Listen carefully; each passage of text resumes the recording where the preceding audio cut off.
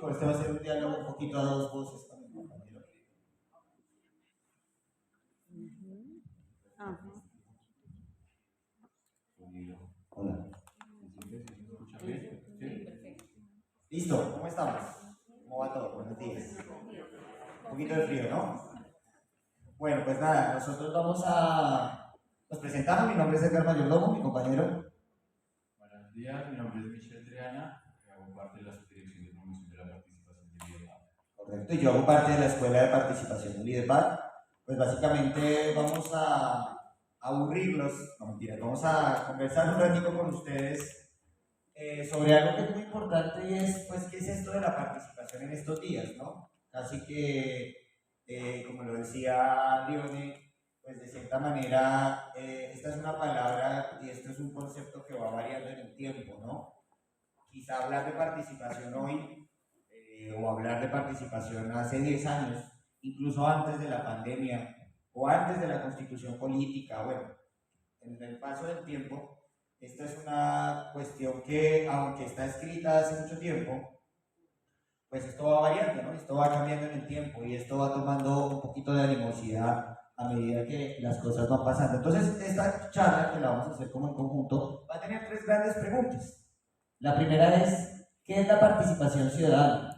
¿Cómo la entendemos en nuestros días?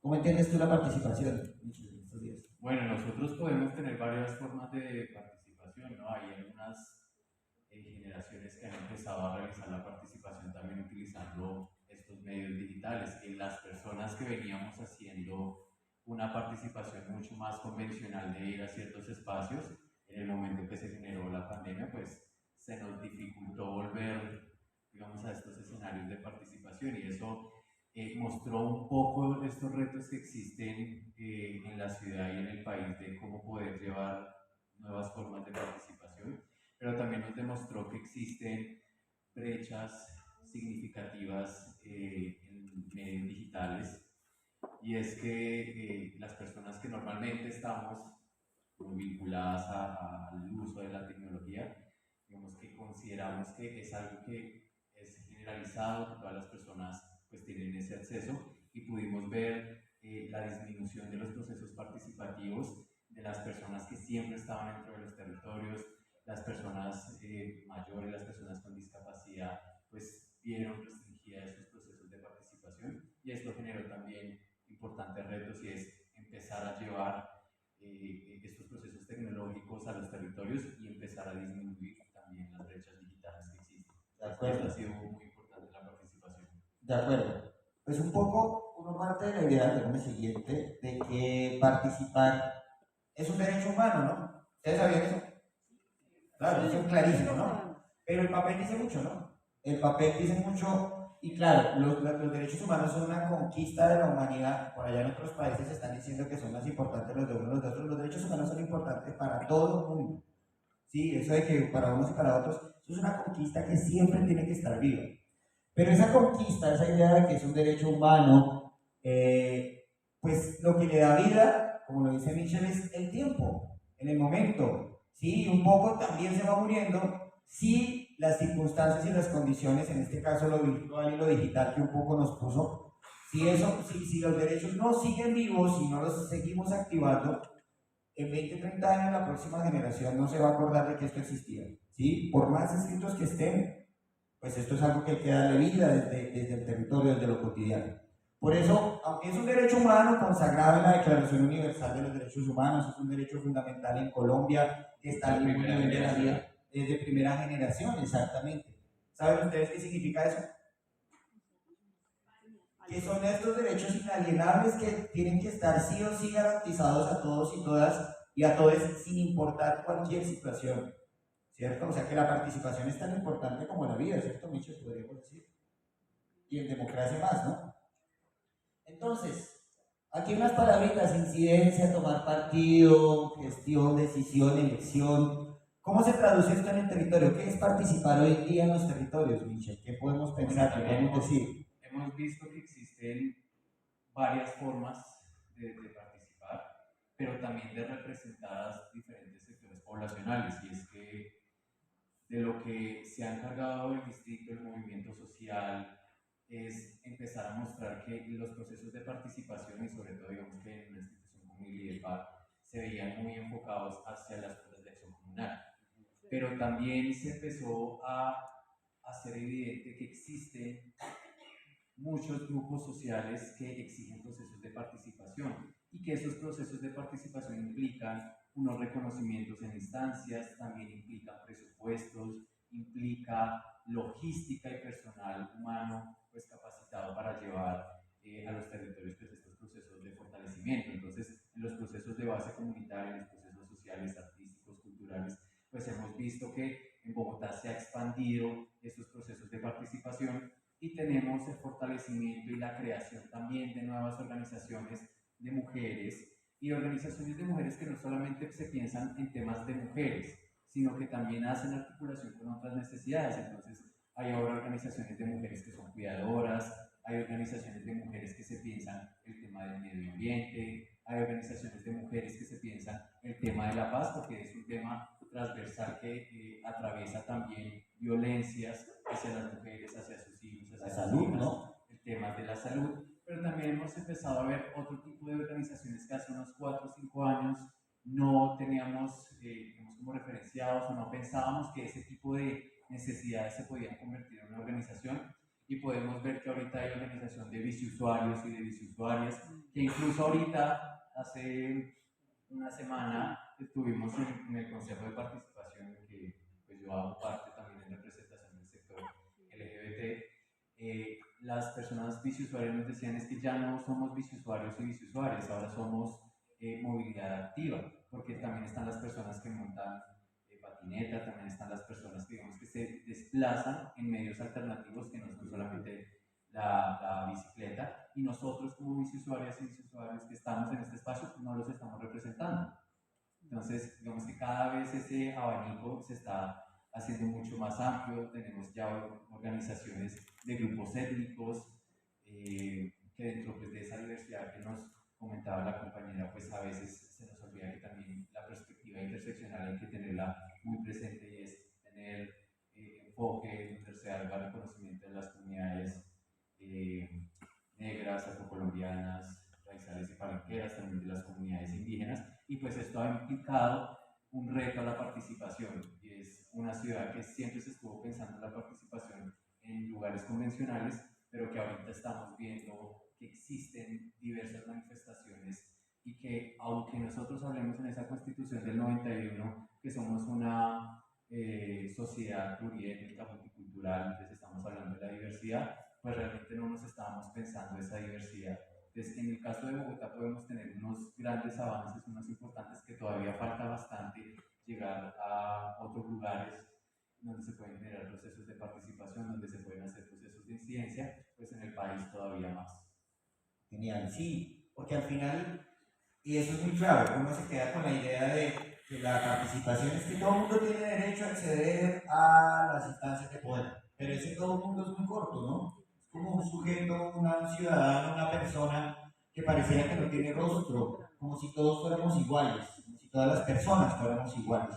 Un poco lo que está diciendo Michel es cómo la participación no es solo cómo nos sentimos parte, hacemos parte, somos parte de la decisión, de la elección, de todo lo que nos convoca como sociedad, sino que además eso tiene unas diferencias, ¿sí? No todos los sujetos ni todas las personas participamos ni tenemos las mismas necesidades. No, es que es difícil. Exacto. Una persona que llega por primera vez a un espacio de participación, cuando, como me pasó a mí hace unos 2 o 3 años, uno queda perdido.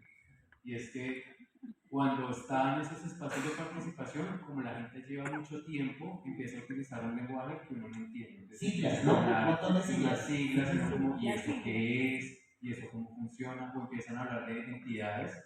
Entonces uno como, bueno, ¿y eso qué hace? Y asume que todo el mundo las sabe. algunas secretarías que las había escuchado y el resto de entidades uno no tenía conocimiento. Entonces, también es un proceso pedagógico que no solamente tienen que hacer las entidades, sino las personas que hacemos parte del proceso de participación. Las competencias. De acuerdo. También, que otro no sé quién que el 727 que pareciera que todos fuéramos expertos. Claro, eso también es una crisis de la democracia, ¿no? Sí. La democracia presume que los sujetos tenemos que sabernos de pe a pa, de cabo a rabo, todo el marco normativo. Y uno dice, mientras uno se aprende eso, pues ya llegaron los 90 años con respeto a la gente que está, como doña, se me olvida el nombre de la compañera, y entonces ahora doña Alba ya puede participar, pero se dio cuenta que perdió 90 años aprendiendo sobre las 95.000 leyes y normas y decretos que existen. Aquello se va cambiando día a día, ¿no? Entonces todo esto es muy claro, ¿no? Miremos qué más cosas están asociadas con participación, voluntad popular, gobierno, representación, control al poder, que va a ser que es uno de los temas que nos convoca acá. Como la participación no es solo ejercer como ciudadano en la toma de decisiones, sino también controlando las decisiones que ya se tomaron, ¿no? No, y es importante ese control del poder porque normalmente cuando vamos a esas audiencias públicas, pues nosotros recibimos un montón de datos, entonces nos dicen, bueno, se hizo esto, se gastaron tantos recursos, pero solamente cuando ya uno se empapa y se involucra realmente en ese proceso, uno puede decir que eso sí es cierto o no es cierto. Dice, bueno, sí, hay tantos recursos, pero pues nosotros que estamos en el territorio y que nos dijeron, bueno, va a haber este tipo de acciones, no se realizaron, o no se realizaron de la forma en que estuvo propuesto. Entonces, ese tipo de cosas solo las da realmente estar participando y estar activo en los procesos comunitarios o en los procesos, digamos, de los temas que a uno más les interesa, ¿no? Y en ese caso, uno, si llega por primera vez, uno después de una audiencia pública dice, esto es una maravilla. Dice, pues hubo todo este dinero, se hizo todas estas acciones, pues esto implica que estamos avanzando. Pero pues en muchas ocasiones cuando ya uno está dentro de esos procesos, a veces si seguimos algún tipo de política pública, pues dependiendo también desde nuestro enfoque que queremos trabajar o a la población a la que pertenecemos, nos decimos, sí, se gastó esto, pero no fue realmente efectivo o digamos que no tuvo la perspectiva necesaria porque bueno, se hizo un festival, pero no se planteó realmente la manera para hacer bien ese festival y estuvieron 5 personas, pero el festival costó 1.000 millones de pesos. Entonces, digamos que ese tipo de cosas también son necesarias para hacer ese ejercicio de retroalimentación a las entidades y de hacer realmente un ejercicio juicioso de cuidar los recursos públicos, porque a veces las personas asumimos que pues no es algo que me tenga que atravesar a mí, son esas personas las que tienen que estar encargadas. Y como lo mencionaba la compañera, pues es que nosotros y nosotras y nosotros también, que hay nuevas instituciones de ciudadanía, están, estamos pagando este tipo de cosas diariamente con nuestros impuestos y por eso es importante ponerle también la lupa a las cosas. Pues obviamente nosotros no podemos hacer veeduría todo lo que pasa en la ciudad, pero sí a los temas que digamos, para nuestra perspectiva son fundamentales. De interés, exactamente. Entonces, creo que nos vamos quedando, ¿no? Que es participación, es más que simplemente, porque esa es como la clase, ¿no? Más que simplemente yo cómo me relaciono con el Estado. El Estado es una de las tantas, hoy por hoy, actores que intervienen en la vida de lo que conocemos, ¿sí? Porque muchas veces también se habla de participación solo desde lo político y lo estatal, pero uno dice, podemos hablar de participación y democracia mientras la economía, por ejemplo, no es nada democrática, la cultura sigue siendo restringida y solo es importante una forma de ser y no otras. Sí, entonces como esto no solo se queda en lo tradicional del gobierno, Estado, sino que es mucho más allá por todas estas dimensiones. Miremos la segunda pregunta. ¿Cómo ejercer participación ciudadana en nuestros días? Ya lo hemos estado hablando. ¿Qué hay que hacer para ejercer participación? Votar. ¿Cómo dices tú? Tener ganas y deseo. Vea pues, eso es lo primero, la voluntad, ¿cierto? Porque si no hay voluntad, ni modos. A ver, una intervención chiquita.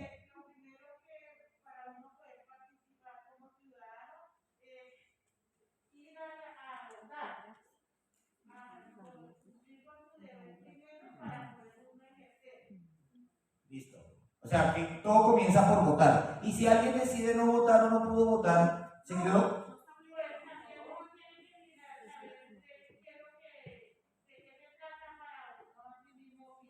De acuerdo. De hecho, el voto.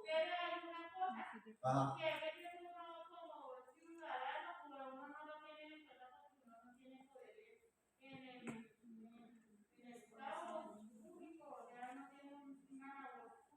Ujú. Entonces teníamos, digo, como uno a veces familia, uno frente a una mujer, entonces uno cree que uno no puede participar. Todos podemos participar y todas y todos. Pero entonces en este caso uno cómo hace para certificar o Es que ahí es donde está el tema.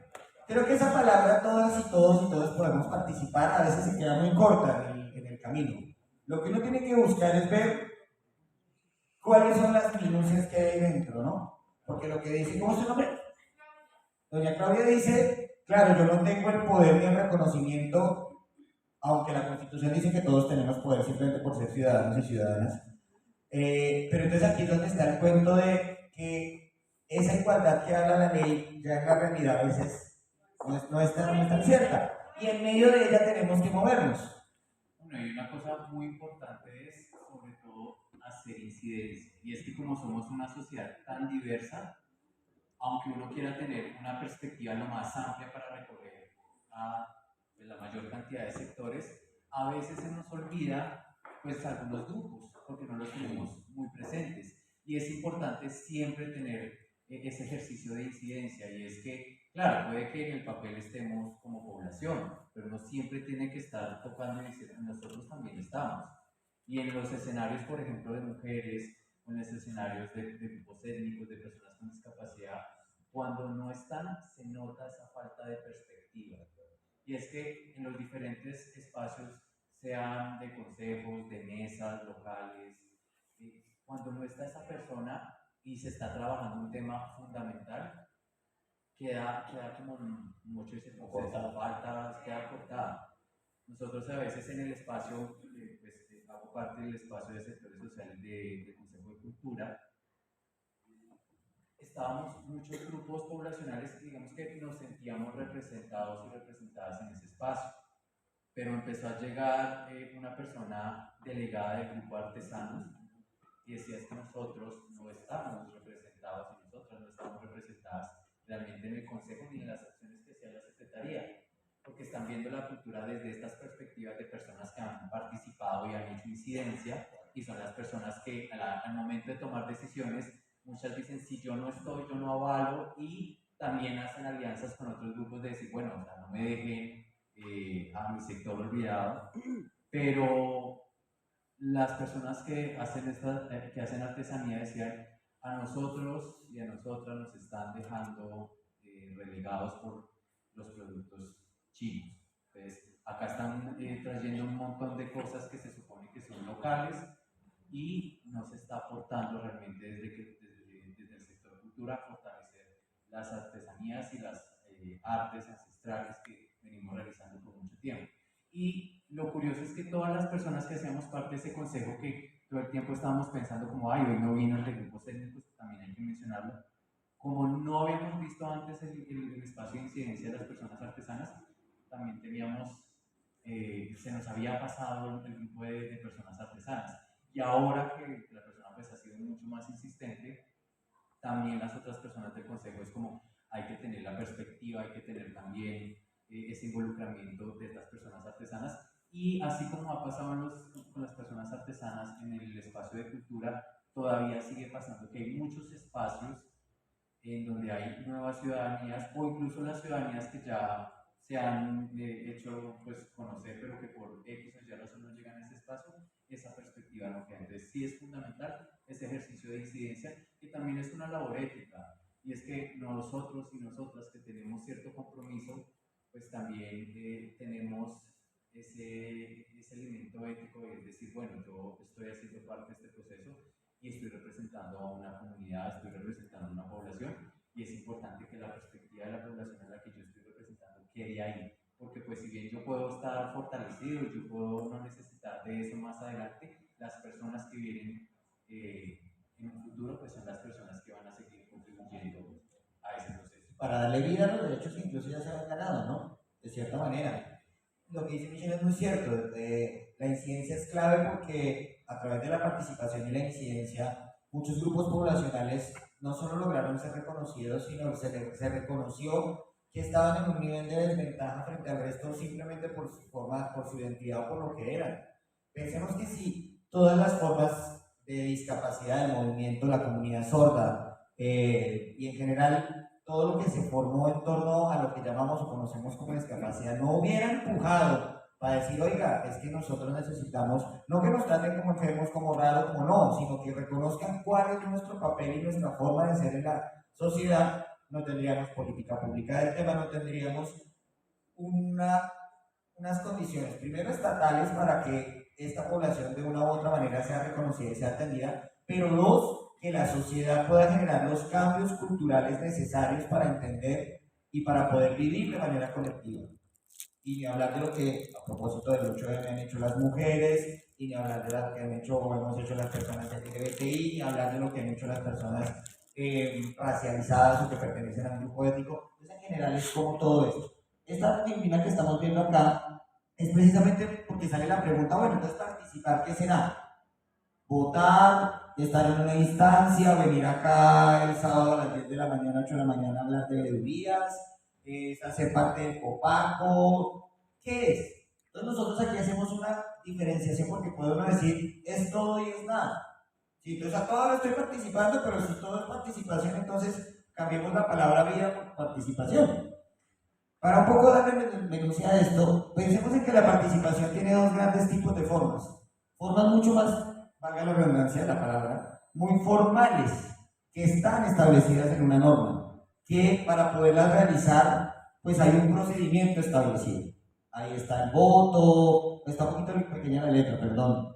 El elegir y el ser elegidas, elegidos y elegides, es parte del ejercicio. Eso es algo que no es que a mí se me ocurre o que yo un día lo hice, sino que hay una formalidad para hacerlo. Participar de una instancia de participación, de una organización comunal, todo lo que formalmente conocemos como participación estaría ahí. Pero al otro lado, también queremos vincular un montón de acciones y prácticas que también tienen que ver con esto. Porque pensemos en algo, lo diría yo, ¿qué estaría acá, por ejemplo? Conformar una organización social, intervenir en escenarios, la vida misma, intervención en escenarios escolares, laborales, familiares, la protección del ambiente y la naturaleza, la manifestación social es una forma también, aunque está formalizada y reglamentada, pues es algo que surge más espontáneo, no es cada 4 años como sucede con las elecciones. La interacción en el espacio público, por ejemplo, las relaciones interpersonales. Todo esto lo ponemos ¿por qué? Vamos a hacer un ejemplo muy clásico y es, pensemos en una persona que lucha por los derechos de las mujeres y se da toda la pena en lo formal, promueve a través del voto las cuestiones, a través de los mecanismos de participación, pero en su casa, en su espacio más informal y no formal, es un machista, es una persona machista, es una persona medio que no ha reseteado y sus prácticas, que supuestamente en el discurso son unas, pues terminan siendo otras. Entonces es como realmente lo formal y lo no formal se tiene que mezclar, porque si no estamos hablando de algo que se queda en el papel y no en la realidad. Y es que en esa mezcla nosotros hemos visto que a través de los ejercicios que son no formales o no convencionales, es donde se ha visto la transformación y se ha generado como esa pujanza a transformar el Estado y las instituciones. Acá hay gobiernos que dicen, no, nosotros creamos la Secretaría de la Mujer, pero es que la Secretaría de la Mujer no se generó simplemente por voluntad política. Fueron años y años de movimiento de mujeres que estamos diciendo hay violencia de género, hay falta de rutas de atención que no solamente van en lo psicosocial, sino en lo económico, en la protección, y eso generó que en muchas ocasiones, cuando se empiezan a dar cuenta que desde los espacios no formales hay cosas que empiezan a hacer ruido y hay cosas que empiezan a tener fuerza, pues ahí sí estos espacios formales empiezan a tener o a vernos como personas o con intereses realmente relevantes. Y por eso es que hemos visto que ahorita hay creación de nuevos institutos, que hay creación de nuevas secretarías, que ahora se plantea también la creación de un nuevo ministerio que recoja a otros grupos poblacionales que no se han visto representados históricamente por el Estado. Entonces, es muy importante ese ejercicio de correlación, porque desde esos espacios de incidencia, desde esos espacios organizativos donde llevamos también los discursos y las prácticas a nuevos escenarios, les estamos mostrando. Incluso algo que me ha parecido muy curioso es que cuando la gente empieza a tener procesos barriales, comunales, pues no es que reciban mucho apoyo, pero cuando esos procesos crecen, ahí sí empiezan los partidos políticos, empiezan otros grupos a decir, ustedes tienen un trabajo muy interesante, nosotros queremos representarlos, Ayudarlos.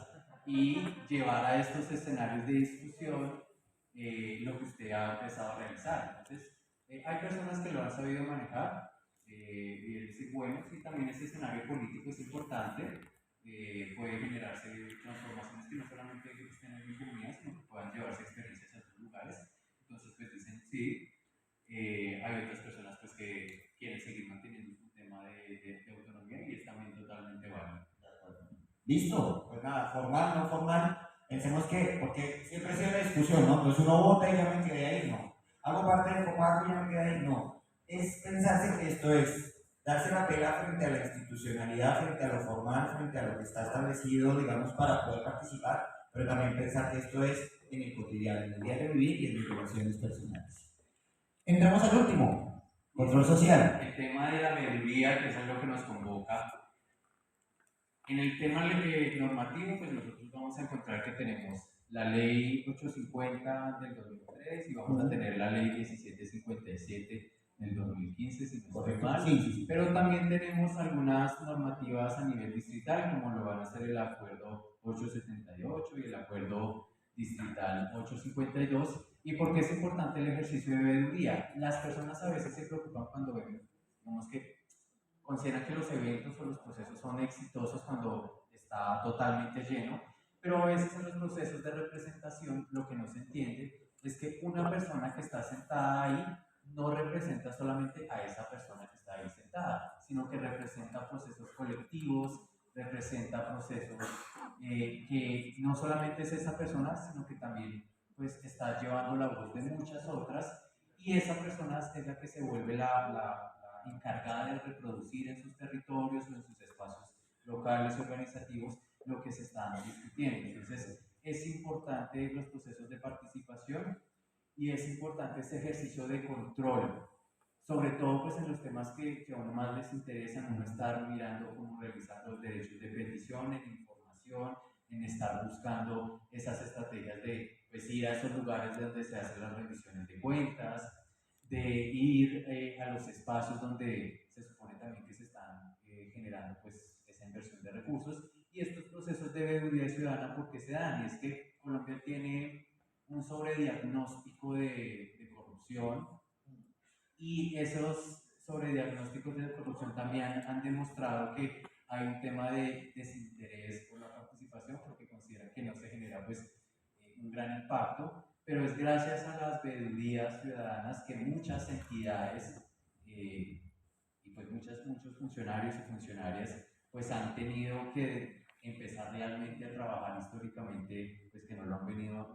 no lo estuvieron haciendo, y muchas otras a través de denuncias, pues es cuando se han visto que las personas que estaban encargadas de ciertos sectores pues se tuvieron que empezar también a apartar de su cargo porque no estaban haciendo realmente digamos, el papel que tenía que cumplir como director, como directora, como cualquier funcionario, para empezar a poner personas realmente capacitadas. Y ese tipo de cosas se han logrado gracias a los ejercicios de veeduría ciudadana. De acuerdo. Sí, porque al final todo esto redunda en la idea de que el control social es una dimensión de la participación. Lo decía Michelle, la ley 1757 es la que establece un poco esto. Si la quieren consultar, hace un rato criticábamos que nos acaba de hablar de un montón de decretos, normas. Bueno, búsquense ese, la 1757 del 2015. Y en esa ley lo que está diciendo es que precisamente todo el tema de veeduría, de control, es una de esas partes adicionales que le queda a la participación. Siempre vemos, y aquí salió hace un rato, nos invitan a participar, pero las decisiones las toman otros. Claro, porque esa es como la clave un poco de la democracia participativa. Elegimos a alguien que nos representa, pero no quiere decir que esa persona ya adentro le firmamos un cheque en blanco. El Estado no tiene un cheque en blanco para hacer lo que quiere. De hecho, yo creo que no hay que ser tan analista político para entender en este momento que incluso quien llegue al gobierno tampoco puede hacer lo que quiera. No solo porque las condiciones no lo dan, sino porque la democracia juega con eso. De eso se trata. No es que el poder es una cosa absoluta que todo el mundo usa sin, a sus anchas, ni quien llega al poder, ni tampoco la base de la ciudadanía. Entonces esto es un ejercicio de controles mutuos. Y el control social es esa dimensión que permite, ya que no estamos siendo parte de la decisión concreta, porque la decisión la está tomando el Estado, quienes están haciendo la representación, es la manera de controlar, pero no solo los recursos, porque muchas veces esto como que claro, en aras de la corrupción y etcétera, todos nos preocupan nuestros recursos públicos, la platica. Pero la definición de control social es poder ejercer control a la gestión pública en sus resultados. Y sus resultados no son simplemente si habían 100 pesos, se gastó 50, ¿qué pasaron con los otros 50? No, que se perdieron 30. No, esa discusión hace parte, pero esa discusión tiene que estar enmarcada en una cosa más grande y es ¿cuál es la razón de ser de la gestión pública? ¿Para qué tenemos Estado? ¿Para qué nos unimos como sociedad y tenemos una gestión? ¿Para gastarnos una platilla? No, pues eso tiene gracia. Claro, se necesitan recursos para hacer cosas, para hacer gestión, pero la razón de ser de la gestión no debe ser otra que la de, como dice la Constitución en el artículo de los fines esenciales del Estado, garantizar una sociedad digna, la garantía de los derechos de todo el mundo. Entonces, yo quiero me gustaría que ese mensaje nos quedara claro esta mañana. Hacer control social a lo público no es simplemente ver como contadorcitos acá que nos ponemos la gorrita y la gafita y vamos haciendo cuentas, no es solo eso. En el fondo es controlar si las funciones y responsabilidades que tienen quienes se tienen a cargo la gestión de lo público se están haciendo. Si detrás de eso hay la garantía de los derechos de las personas, si alguien se está quedando por fuera y por qué se está quedando por fuera. Y claro, en esa discusión sale, obvio, había un presupuesto que se gastó de X o Y manera y demás. Porque muchas veces la corrupción no solo consiste en robarse la plata, sino consiste en ejecutarla mal o ejecutar para favorecer a otros que no son. Entonces, dejemos en la mitad que no es simplemente hacer veeduría de cómo la plata se gasta, sino de qué es lo que hay detrás. Y detrás no hay otra cosa que una sociedad que viva dignamente con garantía plena de derechos. Bueno, y fundamental, obviamente, fortalecer esos procesos de democracia que siempre estamos acostumbrados y acostumbradas a esa democracia representativa, que nos encanta delegar. Entonces es como, bueno, ¿será que yo voy mañana a la reunión a las 8 de la mañana mientras está lloviendo un sábado a la acción distrital o delegamos a alguien? Entonces la opción más viable es en lo que mejor delegamos a alguien. Y es poder hacer ese fortalecimiento de las otras formas de democracia que generalmente no hacemos, y es esa democracia directa, donde no solamente estoy yendo a hacer el proceso de votación, que es supremamente importante, sino que yo también estoy poniendo mi posición de qué es lo que yo entiendo, qué es lo que yo creo y cómo pienso que podría esto mejorar, de hacer esos procesos de democracia participativa también. Y hay otras personas que también lo empiezan a llamar, y es que hay diferentes grupos y diferentes perspectivas que cuando realmente se pueden hacer de manera amable, de manera conjunta, pues pueden implicar la construcción de lo que denominan incluso la democracia radical. Chévere. Listo. Pues nada, eso es lo que teníamos preparados.